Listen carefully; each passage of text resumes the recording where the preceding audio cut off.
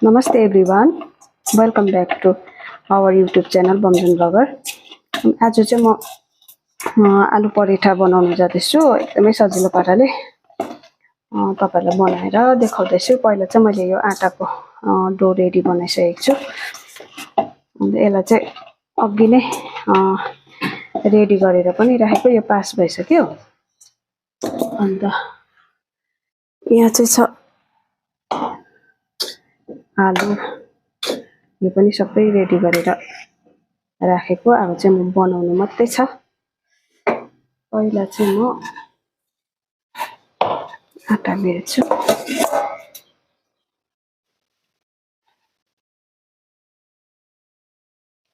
पहिला चाहिँ यसलाई सानो डल्ला काटेर म चाहिँ यस्तो तरिकाले बनाउँछु। हजुरहरुले कसरी बनाउनुहुन्छ? मलाई चाहिँ यसरी डल्ला काटेर सानो डल्ला काटेर यसरी बनाएको त सजिलो लाग्छ, फोड्दैन यसरी चाहिँ।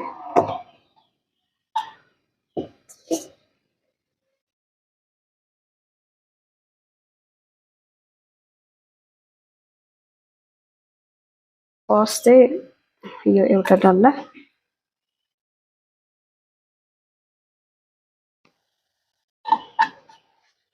देख्नु हुँदैछ कि भएको छैन?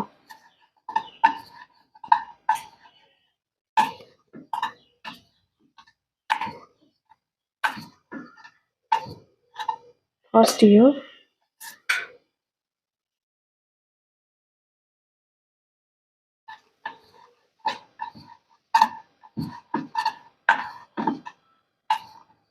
अनि सेकेन्डमा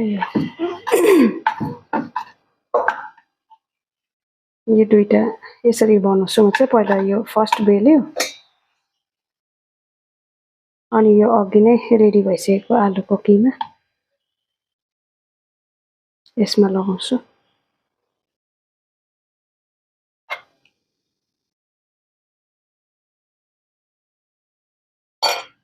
लगाएर चाहिँ माथिबाट यसरी अर्को बेलेको आटा चाहिँ यसरी माथिबाट लगाएर यसलाई चिप्काइदिन्छु।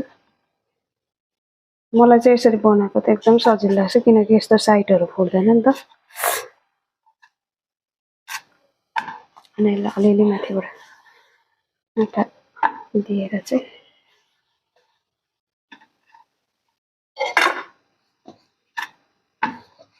यसरी आटा दिएर चाहिँ बेल्छु। अनि फुट्दैन, यसो गर्दा चाहिँ एउटै पनि फुट्दैन।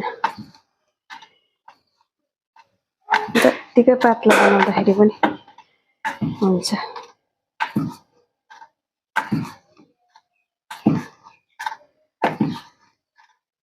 यहाँ जस्तै एउटै फुट्दैन।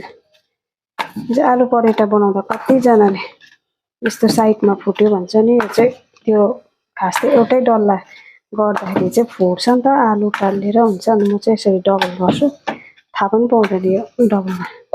यति साह्रो पातला यति साह्रो दामी हुन्छ हेर्नुहोस् है। यसो गर्छु अनि तावामा यसरी, तावा गरमै छ मेरो, यसरी हाल्छु।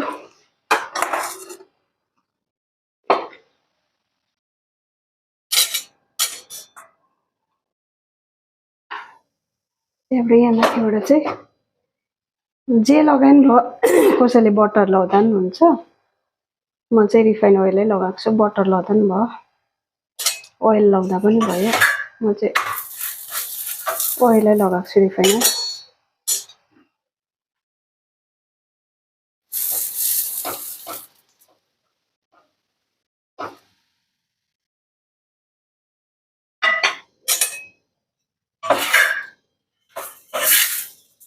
यसो गर्दाखेरि चाहिँ एकदमै दामी हुन्छ, फुट्दैन।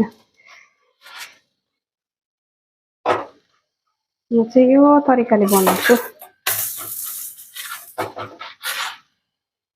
ल हेर्नुहोस्।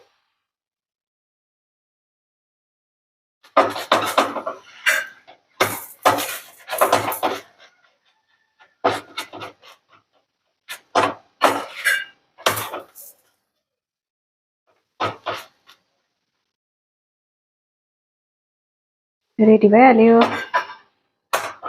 झमेलै छैन एकदम सजिलोसँगले आलु पराठा बनाउन सकिन्छ है साथीहरु यो तरिकाले बनाएर खानुहोस् हजुरहरु पनि एकदम सजिलो हुन्छ यो साइडहरु एउटा पनि फोड्दैन ल हेर्नुस् त मेरो पराठा रेडी भयो